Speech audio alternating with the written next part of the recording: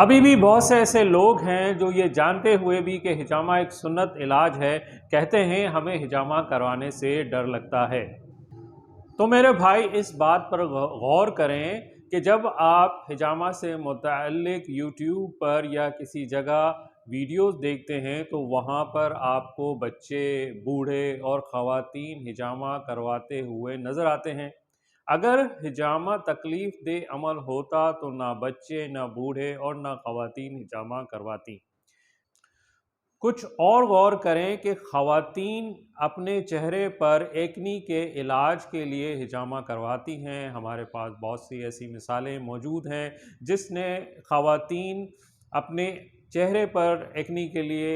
اس لیے ہجامہ کرایا کہ ان کی ایکنی کا علاج ہو سکے اور بہت کامیابی کے ساتھ ان کی ایکنی میں فائدہ پہنچا۔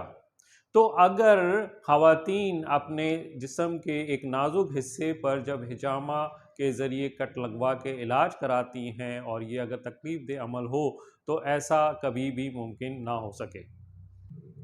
اور اگر اس کے باوجود بھی آپ ڈرتے ہیں کہ نہیں ہجامہ میرے لیے ایک خوفناک عمل ثابت ہو سکتا ہے، تو میرے بھائی اس کا ایک ہی علاج ہے کہ اگر آپ مسلمان ہیں اور چاہتے ہیں، یعنی 50% آپ کا ارادہ ہے کہ مجھے سنت ادا بھی کرنی ہے اور 50% ڈر جو ہے آپ کو ہجامہ کرنے سے روکتا ہے، تو اس کا ہم دیتے ہیں ایک سولوشن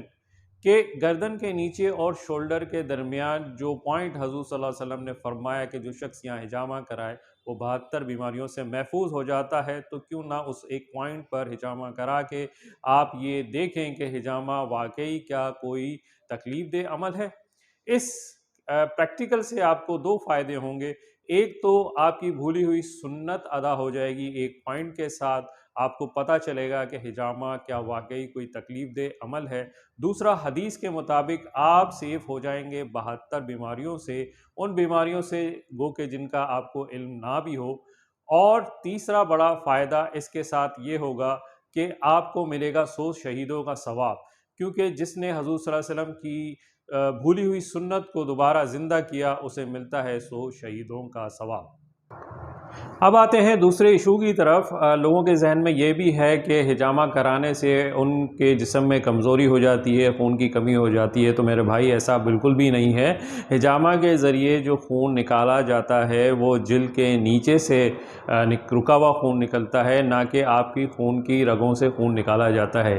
وہ عمل جس میں خون کی رگوں سے خون نکالا جاتا ہے اسے فسد کہتے ہیں، وہ ایک الگ طریقہ علاج ہے۔ ہجامہ ایک نہ صرف سنت علاج ہے بلکہ فسد کے مقابلے میں اس کا فرق یہی ہے کہ یہ جلد کے نیچے سے رکا ہوا خون نکالتے ہیں اور اس میں خون کی رگوں سے ڈائریکٹ خون نکالا جاتا ہے۔ بہرحال ہمارا موضوع ہجامہ سے متعلق ہے، تو میرے بھائی فطری عمل کے طور بھی، کیونکہ اللہ تعالیٰ نے رات کا سونا اسی لیے انسان کے لیے بنایا ہے کہ ایک تو جسم کو آرام ملتا ہے اور دوسرا پورے دن کے اندر جسم میں جتنی بھی اندرونی کام ہوتے ہیں اس کی ٹیوننگ رات کے وقت میں اللہ تعالیٰ نے رکھی ہے تاکہ اگلے دن انسان پھر سے تیار ہو جائے اور تازہ دم ہو کر اپنے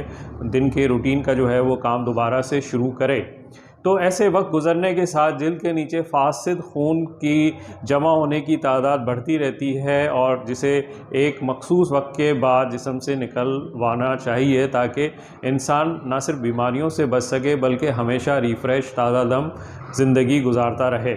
دوسری صورت بیماریوں کی ہے۔ جب بیماریوں کا عمل شروع ہوتا ہے تو دفاعی نظام کے تحت اس بیماری کو ٹھیک کرنے کے لیے خون کی مخصوص سپلائی اس ایریا میں ان جگہوں پہ بڑھ جاتی ہے۔ وقت گزرنے کے ساتھ سیلز کیونکہ ڈیڈ ہوتے رہتے ہیں اور باقی خون کے اعضاء جو دفاعی نظام کے تحت وہاں موجود ہوتے ہیں وہ بھی ان کی لائف بھی ختم ہوتی رہتی ہے اور وہ وہاں جمع ہوتے رہتے ہیں، اور اس کا نقصان یہ ہوتا ہے کہ وقت گزرنے کے ساتھ تازے خون کی رسد میں دقت ہونا شروع ہوتی ہے اور آہستہ آہستہ دفاعی نظام اپنا کام وہاں پر کرنا چھوڑ دیتا ہے۔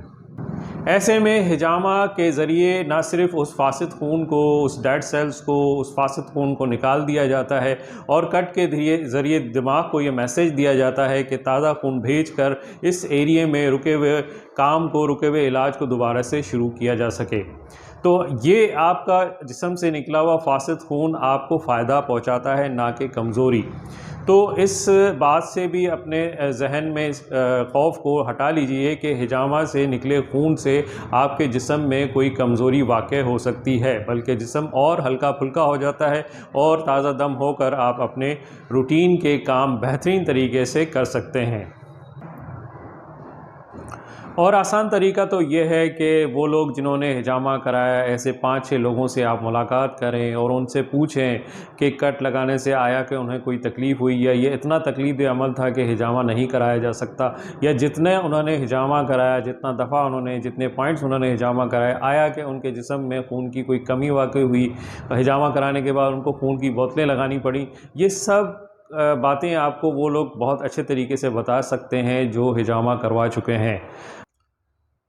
اس طرح حجامہ سے متعلق اگر آپ کے کوئی سوال ہوں تو آپ کمنٹ باکس میں سوال لکھ سکتے ہیں، ہم کوشش کریں گے کہ ان سوالوں کے آپ کو تفصیلی جواب دے سکیں، تاکہ جو ذہن میں کنفیوژن حجامہ کے حوالے سے ابھی بھی موجود ہے وہ کلیئر کی جا سکے۔ اور اگر آپ کو یہ ویڈیو پسند آئی ہو تو آپ اس کو کائنڈلی لائک کیجیے گا، اور اپنے دوستوں میں، اپنے احباب میں، اپنے عزیز و اقارب میں اسے شیئر کیجیے گا، تاکہ حجامہ کی یہ اویرنیس جب لوگوں کی آپ کی توسط سے پہنچے گی تو آپ اس کا ثواب بھی حاصل کریں گے، اور زیادہ سے زیادہ لوگ اس بھولی ہوئی سنت کو جان سکیں گے۔ بہت شکریہ۔